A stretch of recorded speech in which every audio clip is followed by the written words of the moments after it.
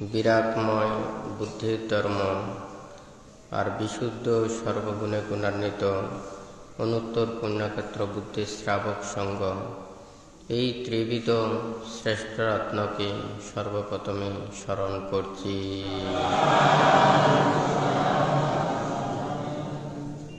আজকে দূতাঙ্গ কুটিরে উপস্থিত, দূতাঙ্গ কুটিরে সংশ্লিষ্ট বিভিন্ন বিহার কুটির সংগঠন পরিষদের সদস্য তথা বিভিন্ন গ্রাম এবং দূর দূরান্ত থেকে আগত সদ্ধর্মের পূজারী শ্রদ্ধাবান দায়ক দায়িকাবৃন্দ, আপনাদের উদ্দেশ্যে কিছু ধর্ম উপদেশ প্রদান করার প্রারম্ভে প্রত্যেকের প্রতি মৈত্রীময় আশীর্বাদ জানাচ্ছি। যে ধর্ম আদিতে কল্যাণ, মধ্যে কল্যাণ এবং পর্যবসানে কল্যাণ, যে ধর্ম আচরণের মাধ্যমে প্রত্যেকেই প্রতিনিয়ত নির্বাণ এবং মুক্তির দিকে ধাবিত হতে পারে, সেই অমৃতময় বুদ্ধির ত্যাগময় ধর্মবাণী প্রত্যেকে শ্রদ্ধার সহিত শ্রবণ করুন। গত সপ্তাহের অনুষ্ঠানের আগে যে বান্তে সপ্ত বুদ্ধাঙ্গ সম্পর্কে দেশনা প্রদান করেছেন, তো আজকে থেকে যে কয়েক সপ্তাহ যতটুকু সম্ভব বুদ্ধ নির্দেশিত কর্ম এবং কর্মফল সম্পর্কে দেশনা প্রদান করেছেন, সেই সম্পর্কে আপনাদেরকে দেশনা প্রদান করব। আমরা যাহা কিছু কর্ম করি এবং সেই কর্মের বিপাকও আমরা ভোগ করি, সেই কর্ম এবং কর্মফল আমরা যদি একটা বীজ এবং আবার সেই বৃক্ষ আবার সেই বীজে রূপান্তরিত করে, ঠিক তদ্রূপেও কর্মটা হচ্ছে যে সেটা বীজ উৎপন্ন সদৃশ, আবার সেটা ফল প্রদান করে এটা বিপাক সদৃশ। অর্থাৎ এখানে একটা বীজ যেমন আরেকটা বীজ উৎপন্ন করতে বা আরেকটা ফল সৃষ্টি করতে সহায়তা করে, ঠিক তদ্রূপ কর্ম বিপাকও, মানে যেখানে কর্ম সৃষ্টি হবে তখন সেটা বিপাক প্রদান করবে। তো এই বুদ্ধ এখানে আমাদের যেভাবে 12টি ভাবে কর্ম ব্যাখ্যা করেছেন, আমরা যা কিছু বিপাক ফল পাই এটা 12 প্রকার 12 ভাবে এই বিপাকটা প্রদান করে। তো এখানে এক হচ্ছে দৃষ্ট ধর্ম বেদনীয় কর্ম, 2 উপপাদ্য বেদনীয় কর্ম, 3 অপরাপরীয় বেদনীয় কর্ম, 4 গুরু কর্ম, 5 আচ্ছিন্ন কর্ম, 6 আসন্ন কর্ম, 7 কৃতত্ব কর্ম, 8 জনক কর্ম, 9 উপস্তম্ভক কর্ম, 10 উপপীড়ক কর্ম, 11 উপঘাতক কর্ম, 12 আহুতি কর্ম। এখানে এই বান্তে এখানে ব্যাখ্যা করার জন্য এটা পুরো সম্পূর্ণ কয়েক সপ্তাহ ধরে যতটুকু পারে বান্তে দেশনা প্রদান করবেন। আজকে শুধুমাত্র এই কর্ম এবং কর্ম বিপাক সম্পর্কে বান্তে প্রদান করবে। এখানে যেগুলো এক একটা আছে এগুলো আস্তে আস্তে আপনাদেরকে বোঝানোর জন্য চেষ্টা করব। তবে এখানে সংক্ষেপভাবে এই কর্মগুলোকে কিভাবে আমরা বুঝতে পারি বা বিপাক লাভ করি। দৃষ্ট ধর্ম বেদনীয় কর্ম, এটা অর্থ হচ্ছে ইহ জন্মেই কর্ম সম্পাদন করে ইহ জন্মেই ফল ভোগ করা, মানে এই কর্মটা সম্পাদন করলে এই জন্ম পর্যন্ত বিপাক দিতে পারবে, এরপরে আর বিপাক দিতে পারবে না। এটা হচ্ছে যে দৃষ্ট ধর্ম বেদনীয় কর্ম। 2 উপবাদ্য বেদনীয় কর্ম, অর্থাৎ যে কর্ম সম্পাদন করলে আমাদের পরবর্তী 2 জন্ম পর্যন্ত এটার বিপাক দিতে পারবে, কিন্তু এই 2 জন্মের পরে এটা আর বিপাক দিতে পারবে না। তারপর হচ্ছে যে কি 3, সেটা হচ্ছে যে মানে এই অপরাপরীয় কর্ম, এটা 3 জন্ম পর্যন্ত দিতে পারবে। মানে যে কোনো একটা কর্ম, এটা পুণ্যেরও হতে পারে, পাপেরও হতে পারে, এটার বিপাকটা 3 জন্ম পর্যন্ত দিতে পারবে। কিন্তু এই 3 জন্মের ভিতরে যদি এটা বিপাক দিতে না পারে, তাহলে এটা আর বিপাক দিতে পারবে না। তারপর হচ্ছে যে 4, এটা হচ্ছে যে গুরু কর্ম, এটা বিপাক পেতেই হবে। এটা 1 জন্ম হোক, 10 জন্ম হোক, 20 জন্ম হোক, যতই জন্ম হোক না কেন, সে যদি মুক্তি লাভ করতে না পারে, ততক্ষণ পর্যন্ত এই কর্মের বিপাক অবশ্যই ভোগ করতে হবে। এটা হচ্ছে যে গুরু কর্ম। তারপর হচ্ছে যে আরেকটা হচ্ছে যে আচিন্ন কর্ম, অর্থাৎ যেটা আচরিত কর্ম। স্বাভাবিক যারা সব সময় ধর্ম এবং ভালো কর্ম করে, তার গতি ভালো দিকেই হবে। আবার সে যদি খারাপ কর্ম করে, তাহলে তার গতি নিম্ন দিকে হবে। তাহলে এটার হচ্ছে যে কি আচিন্ন কর্ম বা আচরিত কর্ম। আর হচ্ছে যে আসন্ন কর্ম, এটা হচ্ছে যে মৃত্যুর পূর্বক্ষণে যেই নিমিত্ত কিংবা যে কর্ম সম্পাদন করে, এটা যে বিপাক প্রদান করে, এটা হচ্ছে যে আসন্ন কর্ম। তারপর কৃতত্ব কর্ম, এটা হচ্ছে যে কোনো কোনো দেখা যায় সে মনে করুন এখানে অনিশ্চিত কর্ম, কখনো এক জন্মে মানে কর্ম করে, কখনো পরের জন্মে আবার ভোগ করতে হয়, আবার কখনো ভোগ করতে হয় না।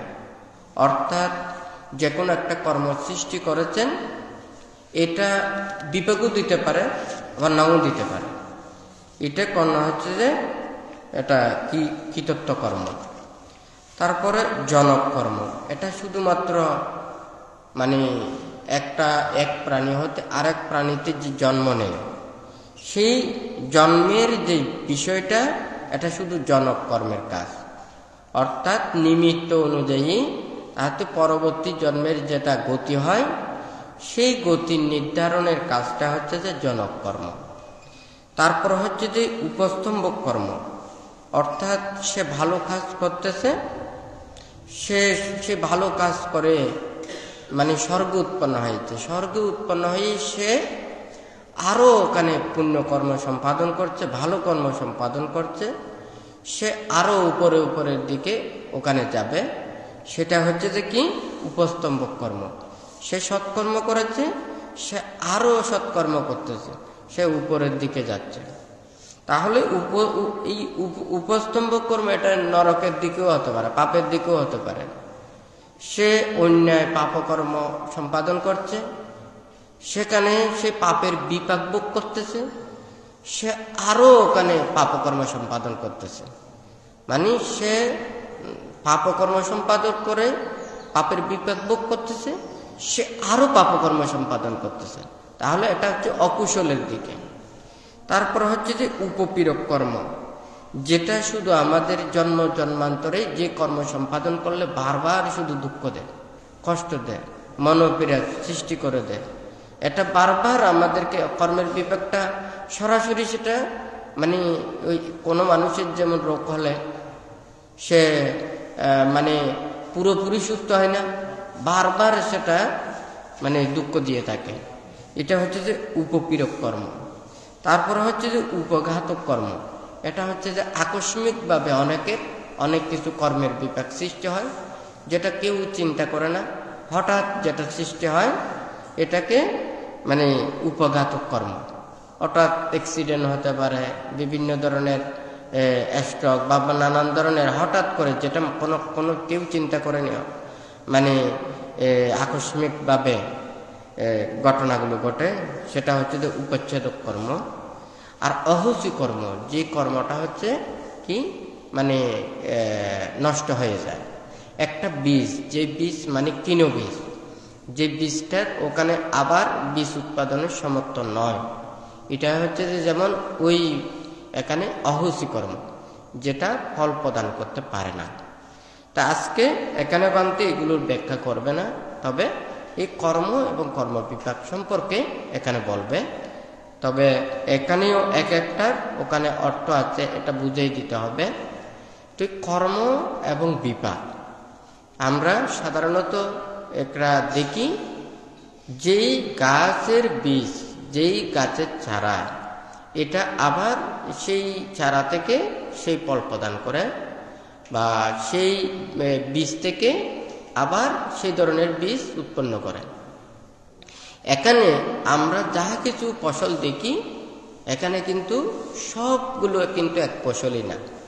কতগুলো আছে যে একবার মাত্র ফসল প্রদান করে মারা যায়, আবার কতগুলো আছে কয়েকবার মানে ফসল দিয়ে এরপরে মারা যায়, আবার কতগুলো আছে যতদিন পর্যন্ত এই গাছটা থাকবে ততদিন পর্যন্ত এটা ফলটা প্রদান করবে। তো এখন এখানে বানতে এই কর্ম এবং এটা কর্মফল, কর্মটা হচ্ছে যে আমরা যা কিছু সৃষ্টি করি, হ্যাঁ, তো এখানে ভালো ভালো কর্ম সৃষ্টি করতে পারে, আবার খারাপ কর্ম সৃষ্টি করতে পারে। এটা আমাদের মন দ্বারা প্রথমে হচ্ছে যে স্থিত, এটা মনে থাকবে। কিন্তু এই কর্মটা সৃষ্টি করতে হলে আমাদের কায় লাগবে, কায় ছাড়া বাক্য ছাড়া এটা হতে পারে না। আমার কায় না গেলে এটা সম্ভব নয়। আমার কায় দ্বারা পুণ্যকর্মে রত থাকতে হবে ভালো হলে, আর খারাপ হলে কায়ের দ্বারা সে মানে এই অকুশল কর্ম সম্পাদন করতে হবে।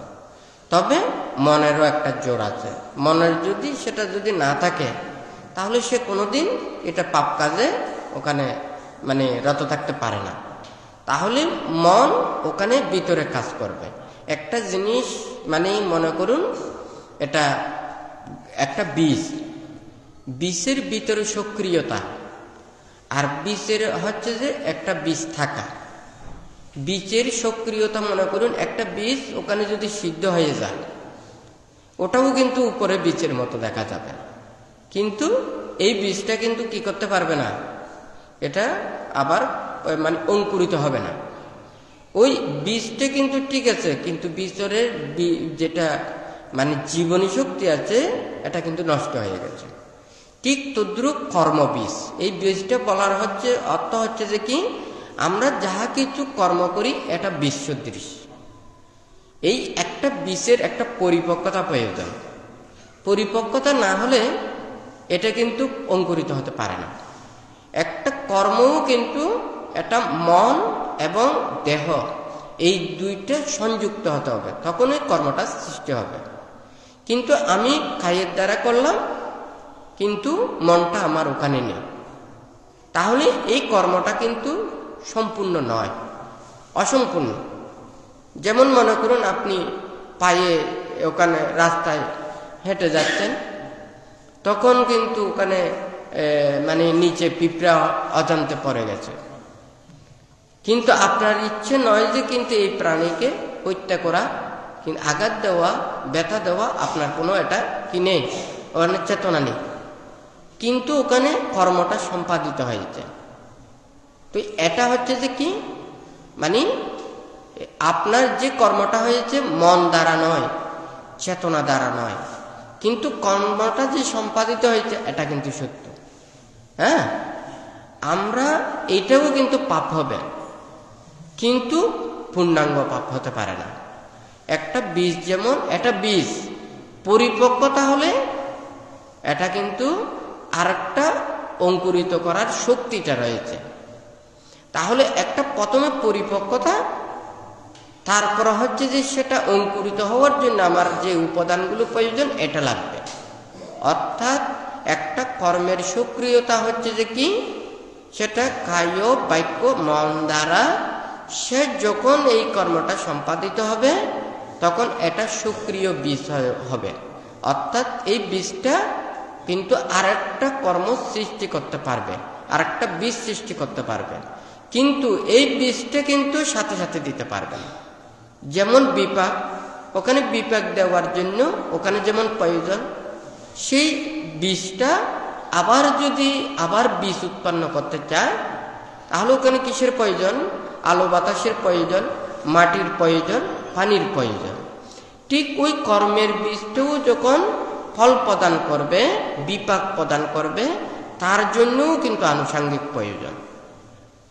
যেমন এই কর্মের বিপাক আর একটা ভোগ করে, ভোগ করার যদি ওখানে যদি পরিবেশ না থাকে, তাহলে কিন্তু ওটা ফল প্রদান করতে পারবে না। সেই জন্য এখানে 12 প্রকার কর্মের কথা ওখানে বুদ্ধ ব্যাখ্যা করেছেন। এই 12 ভাগের মধ্যে যে কোনো একটা না একটা অবশ্যই হবে, যে যেটা কর্ম করুক না কেন। তবে এখানে এই কর্মের কথা ব্যাখ্যা করতে ওখানে হেতু প্রত্যয়ের কথা আসবে, পাঠ্যানের কথাটা আসবে, তারপরে আরো এই যে কর্ম এবং কর্মের বিপাক, এটা একটার পরে একটা বান্তে দেশনা প্রদান করবেন। তবে আজকে শুধু কর্ম এবং বিপাক, এই কর্ম এবং বিপাকের এটা যদি আমরা যদি বিশ্বাস না করি, আমরা যদি দর্শন না করি, আমরা এটাকে যদি বুঝতে চেষ্টা না করি, তাহলে আমরা কোনোদিন ভালোর দিকে আসবো না। কারণ আমরা এই গাছটাকে যত্ন করছি কিসের জন্য? আমরা ফল পাওয়ার জন্য, হয় নাকি না? কিন্তু আমরা যদি ফলটাকে যদি আমরা উপভোগ করতে না পারি, এটাকে যদি দর্শন করতে না পারি, এটার সারমর্ম সম্পর্কে যদি আমরা জানতে না পারি, তাহলে এই গাছের প্রতি আমাদের যত্ন থাকবে না, হয় নাকি না? তাহলে আমরা কর্ম করি, আমরা ফলটাকে বিশ্বাস করি বিদায়, হয় নাকি না? এটাকে দর্শন করি বিদায়। কিন্তু এই ফলটাকে যদি আমরা বুঝতে চেষ্টা না করি, তাহলে কর্মটা কোনোদিন শুদ্ধ হবে না, হয় নাকি না? যেমন মনে করুন সবাই যে আমরা দান করলে ধনী হব, হয় নাকি না? অনেকে মনে করে না দান করলে কিভাবে ধনী, আমি কর্ম করে ধনী হব। তাহলে তুমি যদি কর্ম করে যদি ধনী হও, তাহলে তো তুমি যে ধনী পরিবারে জন্ম নিয়েছ, মাতা পিতারা কিন্তু কষ্ট করে সব কিছু উপার্জন করে রেখেছেন, তাহলে তো আপনি তো কর্ম করেন নাই, তাহলে আপনি কিভাবে পেলেন? নিশ্চয়ই আপনার জন্মান্তরের পুণ্য প্রভাব ছিল, সেই জন্য আপনি সৎ মাতা পিতার ঘরে জন্ম নিয়েছেন এবং ধনী পরিবারে জন্ম নিয়েছেন। আপনি কোনো কিছু কষ্ট না করেই কিন্তু আপনি পেয়েছেন। এটা হচ্ছে যে কি, তাহলে ওই কর্মের বিপাকটা বুঝতে হবে। আবার যদি বলে যে না আমি দান না করলে আমি ধনী হব, তাহলে এমন কতগুলো দেখা যায়। সে তো মাত্র পৃথিবীতে জন্ম নিয়েছে, সে পাপ বলতে কোনো কিছু চিনে না, সে জন্ম থেকে শুধু কষ্ট পাচ্ছে, রোগে কষ্ট পাচ্ছে, সুখে কষ্ট পাচ্ছে, অভাব অনষ্টনে কষ্ট পাচ্ছে, প্রতিটা মুহূর্তে তার এই কষ্টগুলো অনুভব করছে। তাহলে এই কষ্ট কেন? এখন এইটা হচ্ছে যে বুদ্ধির কথা হচ্ছে যে কি, আমরা নিজেরাই কর্মে সৃষ্টি করেছি, যেইভাবে আমরা কর্ম করেছি এই বিপাকগুলো আমরা ভোগ করছি। তাহলে ওই যে ভূমিষ্ঠ হওয়ার পর থেকে যে কষ্টগুলো পাচ্ছে, এটা হচ্ছে ওর কর্মের বিপাক। সৎ মাতা পিতার ঘরে জন্ম নিতে পারলো না, ধনী পরিবারের ঘরে জন্ম নিতে পারলো না, তাহলে সে জন্ম থেকেই শুধু দুঃখ দেখতে হচ্ছে, হয় নাকি না? তাহলে এই যে কর্ম এবং কর্মের বিপাক, যদি আমরা এগুলোকে যদি বিশ্বাস না করি, আমাদের কোনোদিন সৎজ্ঞানটা উৎপন্ন হবে না। যেমন মনে করুন এই যে কর্ম এবং কর্মের বিপাককে মানতে বলেছে যে ফল, আমরা ফলটাকে দেখেই ফলের গুণাগুণ এগুলো জেনে, ফলের যে একটা আমাদের যে ইচ্ছা, আশা, আকাঙ্ক্ষা, এটার কারণে আমরা কিন্তু গাছটাকে যত্ন নিচ্ছি। আমরা এই স্বর্গে যাব, সুগতি লোকে যাব, সৎ একটা পরিবারে জন্ম নেব, সৎ মাতা পিতার লাভ করব, কল্যাণ মিত্রের লাভ করব, যেখানে যাব সেখানে আমাদের সুখী জীবন অতিবাহিত হবে। এই যে একটা মনের মধ্যে ধারণা পোষণ, এটার কারণে মানুষেরা সৎকর্ম করে, হয় নাকি না? আমি যদি এটাকে বিশ্বাস না করি, এই বিশ্বাসটা যদি আমার না থাকে, আমি কোনোদিন ভালো কর্ম করতে পারবো না। তবে যদি কেউ যদি মনে করে আমাকে খারাপ বলতে পারে, আমাকে নিন্দা করতে পারে, আমাকে তিরস্কার করতে পারে, আমাকে অন্য কেউ খারাপভাবে জানতে পারে, সেই জন্য আমি ভালো করার জন্য চেষ্টা করতেছি। বুদ্ধ বলেছে যে হিরি নিষেধু পুরিসু কুচিলু কাস্মিং বিজ্জাতি এবং নিন্দাং আপ্পবৌদাতি আশ্ববাদ্যর কাসামিব। অর্থাৎ এখানে একটা হিরি নিষেধু পুরিসু কুচিলু কাস্মিং বিজ্জাতি, বুদ্ধ বলেছে যে কি মুক্ত হওয়া এটা অনেক দূরের কথা, হ্যাঁ, কিন্তু আমরা সচরাচর আমরা সৎ এবং ভালো হওয়ার জন্য চিন্তা করি। প্রথম আমাদের ভয়টা হচ্ছে মানুষেরা নিন্দা করবে, তিরস্কার করবে, খারাপ বলবে, আমাকে দুর্ব্যবহার করবে, আমাকে অন্যায়ভাবে জানবে, এটা কিন্তু প্রথম চিন্তা করে, হয় নাকি নয়? লজ্জা, ভয়, শরম, অপমান, হ্যাঁ, নিন্দা, তিরস্কার, হয় নাকি নয়? এটাকে ভয় করতে হবে। এটাকে যদি ভয় না করে তাহলে কোনোদিন মানবতা তার আসবে না, হুঁশ আসবে না, জ্ঞান আসবে না। বুদ্ধ বলেছে যে মুক্তির জন্য কায়িক, বাচনিক, মানসিক সব পাপ তাকে সেটা দূর করতে হবে। কিন্তু আমার যদি লজ্জা, ভয়, এটা যদি পাপে ভয়, পাপে লজ্জা, এটা যদি আমার না থাকে তাহলে তো আমি কোনো সৎকর্ম করতে পারবো না, ভালো পথে চলতে পারবো না, নীতিতে চলতে পারবো না। আমি অন্যায় অপরাধ করে অনেক কিছু টাকা পয়সা রোজগার করলাম, কিন্তু মানুষদেরকে উপকার করলাম, কল্যাণ করলাম, সেটা কিন্তু সাদরে গ্রহণ করবে না। হ্যাঁ, অনেকজন আছে না, মাতা পিতারা আছে না, অসৎ উপায়ে যদি করে তখন ছেলে মেয়েরা যখন আস্তে আস্তে লেখাপড়া বিদ্যা শিক্ষা করে যখন শিক্ষিত হয়, তাদের যখন জ্ঞানটা উৎপন্ন হয় তখন নিজের মাতা পিতাকেও ভৎসনা করে, হয় নাকি নয়? হয় বলে যা তখন তো আমরা বুঝতাম না, হ্যাঁ, আমরা এখন বড় হয়েছি, হ্যাঁ, আপনি এগুলো পরিত্যাগ করুন। না হয় আমরাও পথে চলতে আমাদেরও খারাপ লাগবে, আমাদেরকে মানুষ খারাপ বলবে, নিন্দা করবে, তিরস্কার করবে, হয় নাকি নয়? তখন কিন্তু ছেলে মেয়েদের কথাটা চিন্তা করে হলেও মাতা পিতাকে এই পাপকর্ম এগুলো পরিত্যাগ করতে হয়। আর যদি সেগুলো যদি পরিত্যাগ না করে তখন দেখা যায় নিজের ছেলে মেয়েদের যখন জ্ঞান বুদ্ধি হয় তখন কিন্তু মাতা পিতাকেই পরিত্যাগ করে। কথাটা সত্য নাকি মিথ্যা? তাহলে বুদ্ধ যে এখানে বলেছেন হিরি নিষেধু পুরিসু কুচিলু কাস্মিং বিজ্জাতি, অর্থাৎ আমাদের মানব লোকের মধ্যে অন্তত পাপে ভয়, পাপের লজ্জা এটা উৎপন্ন করেও যদি সে পাপকর্ম পরিত্যাগ করে, সেই ধরনের মানুষও খুবই কম রয়েছে। অর্থাৎ যারা সৎজ্ঞানে পাপ বর্জন করে তারা তো সততই ঊর্ধ্ব দিকে যাবে, আর যারা অন্তত এটা ভয়ে হলেও পাপকর্ম পরিত্যাগ করে তাহলে তারাও আস্তে আস্তে ওই দিকে যাবে। তাহলে তাদের প্রতি উদ্বুদ্ধ হওয়ার জন্য বুদ্ধ এই কথাটা বলেছেন, হয় নাকি না? আর যদি এই যে পাপ এবং পুণ্য, কর্ম এবং কর্মের বিপাক, এটা যদি আমাদের মানব লোকের মধ্যে যদি মানে ব্যক্ত না করত, বর্ণনা না করত, হ্যাঁ, তাহলে মানুষ মানুষের মধ্যে কোনোদিন সুশৃঙ্খলতা আসতো না। হ্যাঁ, মানুষ মানুষের মধ্যে সে মানবতা আসতো না। একে অপরের যে কল্যাণ, ভালো মঙ্গল, এটা যে কামনা করে, এটা যে সেবা করে, একজন অপরজনকে সাহায্য করে, কল্যাণ করে, এই চেতনাগুলো কোনোদিন উৎপন্ন হবে না, হয় নাকি না? শুধু সবাই তখন পশু পাখিদের মতো জীবন অতিবাহিত করবে। হ্যাঁ, আমাদের মানুষ এবং অন্যান্য পশু পাখিদের মধ্যে পার্থক্যটা হচ্ছে যে এটা, অন্যান্য প্রাণীরা আহার, নিদ্রা, মৈথুন, ভয়, এই চারটা জীবনে, চারটা ধর্মেই ওরারত থাকে। ওদের আর অন্য কোনো কিছু চিন্তা নেই, শুধু এই জীবনটাকে সে কিভাবে ভোগ করবে বা জীবনটাকে রক্ষা করবে, এটা শুধুমাত্র। এরা কিন্তু একজন অপরজনের জন্য এতটুকু চিন্তা করে না, নিজের অস্তিত্বটার কথা চিন্তা করে, অপরের জন্য চিন্তা করে না, নিজের জীবনকে বিলিয়ে দিয়ে অপরের জন্য এগুলো করে না। কিন্তু মানব লোকের মধ্যে সম্ভব। এটা মানব লোকের জন্য কেন সম্ভব? আমরা মানুষ, মানুষের মধ্যে অষ্টলোক ধর্মের বিশ্বাস, হয় নাকি না? আমরা মানুষ মানুষের কাছে কিছু চাই, সেই জন্য আমরা মানুষ মানুষের কাছে যাই, হয় নাকি না? আমরা মানুষ মানুষের কাছে কি চাই?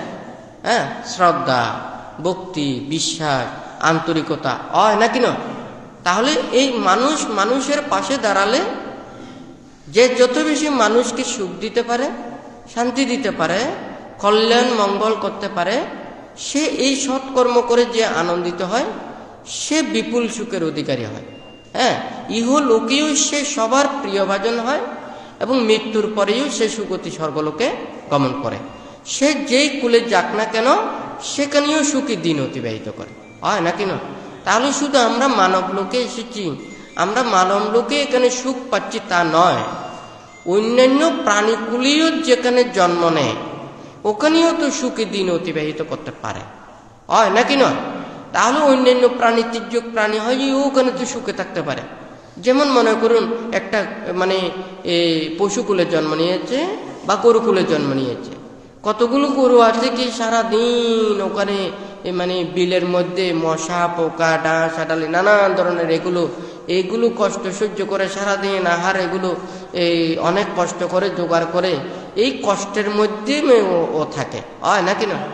আবার কতগুলো আছে যে কি ওর কিন্তু যথা নিয়মে ওর আহারগুলো তার সামনে থাকে, ওকে পরিচর্যা করে, হ্যাঁ, ওর যদি অসুখ বিসুখ হয় তাকে চিকিৎসা করে, হয় নাকি না? তাহলে কিন্তু একটা তির্যক প্রাণীকুলে জন্ম নিলেও ওখানে সুখ দুঃখের মধ্যে পার্থক্য রয়েছে। আমাদের মানব লোকের মধ্যে তো এটা তো অনেকেই এখানে এটা তো প্রতিনিয়তই মানুষেরা এই ব্যতিক্রমগুলো দেখতেছে, হয় নাকি না? অন্য প্রাণীতে কম দেখলেও কিন্তু এখানে মানব লোকের মধ্যে এটা সবচাইতে বেশি, হয় নাকি না? তাহলে কর্মের ফল মানে বিপাক, এটা যদি আমরা এটা ফলটাকে যদি আমরা না দেখি তাহলে আমরা কর্মের প্রতি যত্নশীল হব না, হয় নাকি না? তাহলে এই ফলটাই আমাদেরকে কিন্তু বর্ণনা করতে হবে। আমরা ফলটা এখানে নানানভাবে পাবো, এটা 12 উপায়ে পাবো, এটা নানান ধরনের ওখানে হেতু প্রত্যয় আছে। কর্ম করেছেন আবার ফলও পান নাই, এটাও হতে পারে, হ্যাঁ, এই ধরনের কর্মও আছে। আপনি পুরো মাস ওখানে চাকরি করেছেন কিন্তু 2 দিন শেষের 2 দিন আপনি কাজ করেন নাই, 28 দিন পর্যন্ত করছেন ওখানে, শেষের 2 দিন করেন নাই, তাহলে আপনার হয়তো দেখা যাবে যে বেতন ওখানে আটকে যাবে, হয় নাকি নয়? আবার যদি বলো যে না 1 মাস কমপ্লিট করে তারপরে 15 দিন অতিক্রম হবে তখন ওই বেতন দেবে, হ্যাঁ, তাহলে যদি সেই সময়ও যদি আবার না থাকে তখন বেতন কাটা যাবে। কর্ম করেছে কিন্তু কর্মের ফলটা সে লাভ করতে পারে না, হ্যাঁ। তাহলে আমরা অনেক কিছু কর্মের এখানে বিচিত্র, এটা মানে এই পৃথিবীর মধ্যে বিচিত্র যেমন দেখা যায় কর্মের ফলও কিন্তু বিচিত্র, হ্যাঁ। মানে কাকে কিভাবে কর্মের ফলগুলো বিপাকগুলো দেবে এটাকে সেটা দেখা খুবই কঠিন ব্যাপার। যেমন মনে করুন কোনো মানুষ যদি পর্বতের উপরে যদি মানে উঁচু টিলের উপরে যদি সে দাঁড়িয়ে থাকে, সে কিন্তু উপর থেকেই উনি দেখবেন, হ্যাঁ, তাহলে ওই মানুষটা এদিকে যাচ্ছে, হ্যাঁ, ওই পথ দিয়ে যাচ্ছে, সামনে একটা গর্ত, এখন গর্তে পড়বে, কিন্তু যে নিচের মানুষ সে কিন্তু ওই গর্তটা দেখতে পায় না, হ্যাঁ, তখন কিন্তু সে ওই দিকেই কিন্তু বিপদে পড়বে। তাহলে একজন জ্ঞানী মানুষ গুণী মানুষ নিজের এবং সেই সত্য ধর্মকে জ্ঞাত হয়ে নিজের এবং অপরের সেই কর্ম এবং কর্ম বিপাক সম্পর্কে দর্শন করতে পারে। কিন্তু যাহাদের সেই শক্তি নেই সে নিচে অবস্থানরত, হ্যাঁ, একটা যেই মানুষ যদি মনে করুন সে সাঁতার জানে না, পানিতে হাবুডুবু খাচ্ছে, হ্যাঁ, প্রতিক্ষণ কষ্ট ভোগ করতেছে, তাহলে সে যেহেতু সাঁতার জানে না, সে যেহেতু ওখানে পানি থেকে উপরে সে দাঁড়ায়মান নয়, দণ্ডমান নয়, সে যেমন সে স্বস্তিটা শান্তিটা সুখটা বুঝতে পারবে না, হ্যাঁ, ঠিক তদ্রূপ একজন মানুষের যারা সব সময় যারা বিভিন্ন মানে এই কুশলাকুশল কর্মে রত থাকে, এই কর্মের বিপাক সম্পর্কে যারা চিন্তা করে না, ভাবে না, তারা এই বিপাক ফল কার কি যে গতি হবে এটা কেউ জানে না। একদিন বান্তে দেশনা প্রসঙ্গে মানে উল্টো চরিতে বান্তে দেশনায় বলেছিল, এটা মানে বছরের প্রায় মানে ওই প্রথম দিন, হ্যাঁ, শেষের বছরের শুভ নববর্ষ উপলক্ষে ওনারা যখন ওখানে এসেছেন বান্ধবদেরকে দেশনা করেছেন, তো তোদেরকে বলেছেন যে আপনার কি, আপনি মরে কোথায় যাবেন, স্বর্গে যাবেন নাকি নরকে যাবেন, হ্যাঁ। তখন কিন্তু তার সে নিজের কর্ম সম্পর্কে নিজে না জানলে সে বলতে পারবে না আমি স্বর্গে যাব, আমি নরকে যাব, সে বলতে পারবে না। যেমন মনে করুন কোনো মানুষ সে যদি জানে যে কি আমার এই জন্মের মধ্যে এত% আমার সৎকর্ম রয়েছে, এত% আমার পাপকর্ম রয়েছে, হ্যাঁ, তাহলে সে বলতে পারে আমি স্বর্গে যাই না কেন, নরকে যাই না কেন, আমি দীর্ঘদিন স্বর্গে থাকবো, এরপরে কমে আমি নরকে থাকবো, হয় নাকি না? আবার সে যদি বলে যে কি আমার যদি পুণ্যেরটা কম, আমার পাপেরটা বেশি, আমি পাপের কাজ বেশি করেছি, আমাকে নরকে বেশি দিন থাকতে হবে, আমাকে স্বর্গে বেশি দিন থাকতে পারবো না। কিন্তু আমার যদি বলো যে আমার কোনো পাপকর্ম নেই, আমি সারা জীবন সৎকর্ম এবং নীতিতে চলেছি, আমি নিশ্চিত গ্যারান্টি মেরে বলতে পারবো যে আমি সুগতি স্বর্গলোকে যাব, হয় নাকি না? তুই বানতে বলেছে যে কি আজকে মনে করুন এখানে আপনারা এসেছেন, হয় নাকি না? হয়তো আপনাদেরকে আজকের কথা বললে আপনারা বলতে পারবেন যে কি আপনারা আজকে কি দিয়ে খেয়েছেন, হয়তো সেটা বলতে পারবেন, হয় নাকি না? আমি যদি 15 দিন আগে আপনারা কি দিয়ে খেয়েছেন, হয়তো সেদিন যদি কোনো বিশেষ কোনো দিন না হয়, তাহলে হয়তো দেখা যাবে যে আপনার মনেও থাকবে না, হয় নাকি না? সেই দিনটা যদি বিশেষ দিন হয়, তাহলে তো ওই দিনটা আমি আমন্ত্রণে গিয়েছিলাম, নিমন্ত্রণে গিয়েছিলাম, অমুক বাড়িতে গিয়েছিলাম, হয়তো কিছুটা হলেও মনে থাকতে পারে, হয় নাকি না?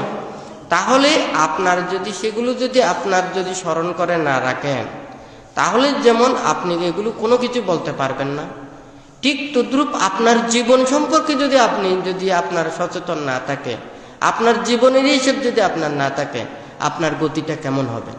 তখন তাদেরকে বললাম যে আপনাদের অনিশ্চিত জীবন করতে চান নাকি নিশ্চিত জীবন করতে চান?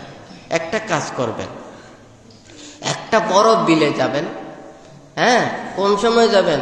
ওই আমাবস্যের ঘোর অন্ধকারে একটা বিলে যাবেন, দলা একটা নিয়ে গিয়ে, হ্যাঁ, তারপরে ওখানে চোখ বন্ধ করে একবার ঘুরবেন, ঘুরে দাঁড়াইয়ে ডিল একবার জোরে মেরে দেবেন, তারপরে আবার ঘুরবেন, আর তারপরে দাঁড়িয়ে দেখবেন ডিল কোথায় পড়েছে। এখন ডিল কোথায় পড়ছে সে খুঁজে পাবে, কোন দিকে গেছে সেটা খুঁজে পাবে। একদিকে হচ্ছে যে পুরো অন্ধকার, সে দিক চিনে না, হ্যাঁ, তারপর হচ্ছে যে চোখ বন্ধ, তাহলে সে কোন দিকতেই যে সে ডিলটা মেরেছে সে যেমন বলতে পারে না। যাদের নিজের জীবনের নিজেই চিন্তা করে না, ভাবে না, নিজের জীবনের কোনো কিছু নিজের না থাকে, তাহলে সেও তার গতি কি হবে সে বলতে পারে না। ওই জীবনের হিসেব করার জন্য, প্রতিটা মুহূর্তে নিজের চিন্তা করার জন্য এই কথাটা বানতে বলেছে, হ্যাঁ। তো এখানেও আপনাদের যদি নিজের বিশ্বাসটা যদি থাকে, হ্যাঁ, তাহলে আপনি নিজেই বলতে পারবেন আমি স্বর্গে যাব, আমি নরকে যাব, হয় নাকি না? কিন্তু আপনার বিশ্বাসটা যদি আপনার না থাকে, তাহলে আরেকজনের কাছে কর্ম এবং কর্মের বিপাক সম্পর্কে ওখানে বলে কোনো লাভ নেই, হয় নাকি না? আপনি ওখানে সারা জীবন ভরে নরকের কর্ম করছেন, আমি প্রশংসা করে তো ওখানে নরক থেকে স্বর্গে আনতে পারবো না। হয়তো আপনাকে সৎ উপদেশ দিয়ে আমি কি ভালো কর্ম করাইয়ে কিছুটা সম্ভব ওখানে স্বর্গের দিকে নিয়ে আসার জন্য, হয় নাকি না, সেটা আমি উপদেশ দিতে পারবো। কিন্তু একেবারে যদি বলে যে সে নরকে যায়, আমি আশীর্বাদ দিয়ে তাকে নরক থেকে যদি ওখানে পারি, হ্যাঁ, তাহলে তো বুদ্ধও পারত, হয় নাকি না? বুদ্ধির যা আশীর্বাদ রয়েছে, সব আশীর্বাদ এগুলো সব প্রাণীকে দিয়ে তাহলে সব প্রাণীকে তো মুক্ত করতে পারত, হয় নাকি না? বুদ্ধ বলেছে যে কি তুমি কিচ্ছাং আতাপ্পাং আক্কাতারও তথাগতা, আমি শুধুমাত্র তোমাকে উপদেশ দিচ্ছি, দেশনা প্রদান করছি, নির্দেশনা দিচ্ছি, কিন্তু তোমাকেই প্রচেষ্টা চালাতে হবে তোমার মুক্তির জন্য, তোমার সৎ এবং কুশলের জন্য তোমাকেই প্রচেষ্টা চালাতে হবে, হয় নাকি না? তাহলে এই কর্ম এবং কর্ম বিপাকটাকে এখানে ব্যাখ্যা করাটার অর্থ হচ্ছে সবাই যাতে কর্মে সচেতন হওয়া, ফলটাকে দর্শন করাতে হবে, আমাদের কর্ম এবং কর্মফলকে বিশ্বাস করতে হবে।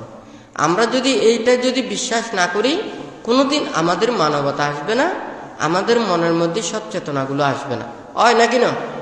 তাহলে সেই কর্মের ফলগুলো বর্ণনা করতে হবে। আমি এই কর্ম সম্পাদন করলে এইভাবে ফল ভোগ করবে। হ্যাঁ, সৎ কর্ম সম্পাদন করলে সে সৎ ফল ভোগ করবে, সে পাপকর্ম সম্পাদন করলে পাপের বিপাক ভোগ করবে। তাহলে আমাদের এখানে কর্ম এবং কর্মের বিপাক এটা কিন্তু বানতে ওই বিশ্বদৃশ বলেছেন।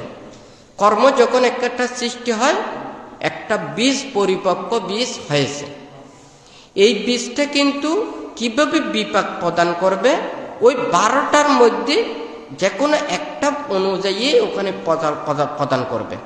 আমি এখন বীজটাকে নিয়ে বলবো, বীজটা আমার কিভাবে সৃষ্টি হলো। সে বীজটা সৃষ্টি হতে হলে আমাদের যে একটা মন, হ্যাঁ, আমাদের মন চেতনা এটা লাগবে। আপনি কায়ের ওই যে বান্তে পিঁপড়ার কথাটা বলেছেন, এটা নিয়ে কিন্তু নিজের চেতনাটা নেই, কিন্তু কর্মটা সম্পাদিত হয়েছে। হ্যাঁ, তাহলে আপনার যে চেতনাটা নেই এটা কিন্তু পরিপক্ক নয়। হ্যাঁ, এটা হচ্ছে অপরিপক্ক। তো সেজন্য ওখানে বলেছে যে কি কুশল, অকুশল এবং অব্যক্তিত কর্ম। তো এই কুশল কর্ম এটা হচ্ছে যে সৎ, আবার অকুশল হচ্ছে এটা হচ্ছে যে মানে পাপ, আর অব্যক্তিত হচ্ছে যে যেটা মানে অসম্পূর্ণ। এই অসম্পূর্ণ আবার সম্পূর্ণ হতে পারে। একটা গাছের বীজ এটা সম্পূর্ণ পরিপক্ক হয় নাই, হ্যাঁ, সেটাকে পরিপক্কতার জন্য যদি আমি যদি ওখানে যদি একটা কাজ করি, যেমন অপরিপক্ক শিশু জন্ম নিলে আবার একটা ইয়ার মধ্যে ওখানে জারের মধ্যে রাখে না, হয় নাকি নয়, যতদিন পর্যন্ত এক্সট্রা সাপোর্ট দিয়ে যেমন এইভাবে রাখে, এটা যখন পরিপক্ক হওয়ার জন্য, সুস্থ হওয়ার জন্য, ঠিক তদ্রূপ একটা বীজও যদি ওখানে যদি মনে করুন গাছ থেকে চিরা হয়েছে, কিন্তু এটার পরিপক্কতার জন্য যদি সেটার যদি ব্যবস্থাপনা করা হয়, এটাও যেমন আবার পরিপক্ক হয়, ঠিক তদ্রূপ অব্যক্তিতও আবার কুশলে রূপান্তরিত হয়, আবার অকুশলে রূপান্তরিত হয়। হ্যাঁ, তো কর্মের মধ্যে ওখানে আছে কর্ম 49 প্রকার কর্ম আছে। হ্যাঁ, এটা কিন্তু আস্তে আস্তে যখন পাঠদানে যখন আসবে তখন এই 49 কর্মটা এটা আসবে। মানে এটা কর্ম 49 প্রকারে মানে আসবে। যেমন কুশল কর্ম, অকুশল কর্ম, আর একটা হচ্ছে অব্যক্তিত কর্ম। আবার হচ্ছে যে মনে করুন কুশল অব্যক্তিত, অকুশল অব্যক্তিত। হ্যাঁ, আবার বলতে কুশল অকুশল অব্যক্তিত, এইভাবে করে ওখানে প্রায় 49 প্রকারের কর্ম ওখানে ব্যাখ্যা করেছে। তো যাই হোক, এটা হচ্ছে যে মেইন, এটা হচ্ছে যে কি মানে 3টা কুশল, অকুশল, অব্যক্তিত।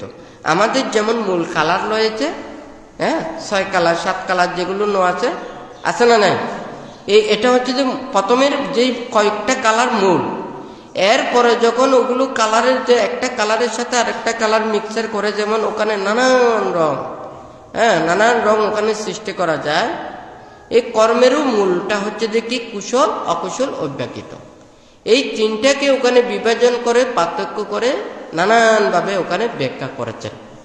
তো এখানে কথাটা হচ্ছে যে কি আমরা যা কিছু কর্মটা সৃষ্টি করি, এটা কিন্তু মনটা লাগবে আমাদের সেটাকে ঠিক রাখার জন্য।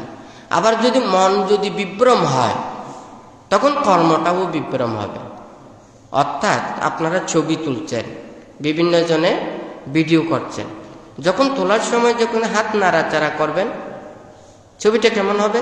সুন্দর হবে নাকি ঝাপসা হবে? হ্যাঁ, ওটা যদি করার সময় যদি এটা যদি সুন্দরভাবে ক্যাপচার করেন তাহলে এই ছবিটা কিন্তু স্পষ্ট হয় নাকি না? এটা কিন্তু ধরার সময় আপনি কি করেছেন, এটা নাড়াচাড়া করছেন, তাহলে ওই ছবিটা কিন্তু স্পষ্ট হবে না, ঝাপসা হয়ে যাবে। আপনি যখন কর্ম করছেন, কর্ম করার সময় যদি আপনার মনটা যদি মতিভ্রম হয়, চিত্তটা যদি ঠিক না থাকে, ওই কর্মের বিপাকও কিন্তু যথাযথভাবে দিতে পারবে না। হ্যাঁ, তাহলে আমাদের মনের সংযোগটা হচ্ছে যে এখানে, যেমন আপনারা দান করেছেন, দানাং দাদান্তু শ্রদ্ধায়া। হ্যাঁ, তুলি দান শ্রদ্ধার সহিত করতে বলেছেন। হ্যাঁ, আমরা যখন আহার গ্রহণ করি, গ্রহণ করার সাথে সাথে কিন্তু আমাদেরকে এগুলো সচেতন থাকতে হবে। আমার কোনটার পরে কোনটা খেতে হবে, বা আমার যেটা ভালো সেটা খেতে হবে, যেটা যেভাবে খাওয়া উচিত ওইভাবে খেতে হবে। আমরা ওষুধপত্র খাই, কোনটার পরে কোনটা খেতে হবে এটা আমাদের জেনে রাখতে হবে, হয় নাকি না? আমি এখন না নাড়িয়ে ওখানে খেয়ে ফেললাম, ওখানে নানান ধরনের কৌতুক আছে না, হয় নাকি না?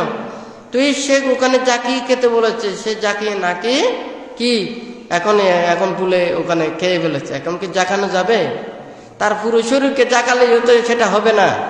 তাহলে এটা তো উচিত তাকে চিন্তা খাওয়ার আগে তাকে জাকিয়ে খেতে হবে, হয় নাকি না? তাহলে দানং দাদন্তু শ্রদ্ধায়া, এটা হচ্ছে আমাদের ধর্মবাণীতে, কিন্তু ওখানে বাংলাতে আছে মুক্ত হস্তে দান করুন, হয় নাকি না? তাহলে বুদ্ধ বলেছেন যে শ্রদ্ধার সহিত দান করা, ওখানে বলেছে যে কি আমি যে দান করব এটা ত্যাগ, এটা আমার আর কি, এটা আমি পুনঃ সেটা থেকে চাইব না, আমার ত্যাগ যা করছি সেটা ত্যাগেই। হ্যাঁ, মানে মুক্ত হস্তে মানে কি আমার হাতটাকে কোলা রেখে মুষ্টিবদ্ধভাবে নাও, আমি এটাকে দিচ্ছি আমি তার এটা জিনিস পাওয়ার জন্য, এটা না পেলে কিন্তু এটা আবার নিয়ে ফেলবো। হ্যাঁ, এটা হচ্ছে মুষ্টি হস্তে। হ্যাঁ, তাহলে মুক্ত হস্তে মানে কি সে ত্যাগ সেটা আর পুনঃ ফেরত নেবে না। হ্যাঁ, তো এই যে মনে করুন এখানে কর্ম এবং কর্মের বিপাকের বানতে এখানে বলতে চাচ্ছে যে একটা বীজ যে একটা পরিপক্কতা অর্জন হয় সেটাকে বোঝানোর জন্য বানতে কিন্তু এখানে ক্যাপচারের কথাটা বলেছেন। আমরা যখন ছবি তুলি এটা যখন যেটা যদি সুন্দরভাবে তোলা হয় এটা যেমন এটা মানে সুস্পষ্ট থাকে, ঠিক তদ্রূপ আমরা কর্ম করার সাথে সাথে যদি আমাদের চেতনা যদি শুদ্ধ হয়, মনটা যদি শুদ্ধ হয়, এটা যদি শ্রদ্ধার সহিত হয়, তাহলে এই কর্মের বিপাকটা আমাকে বিপুল পরিমাণে দেবে, হয় নাকি না? তাহলে এটা যদি আমার না থাকে তাহলে কিন্তু আমি যথাযথ ফল পাবো না। যেমন এখানে কর্মের বিপাক নানান বিপাকে হতে পারে।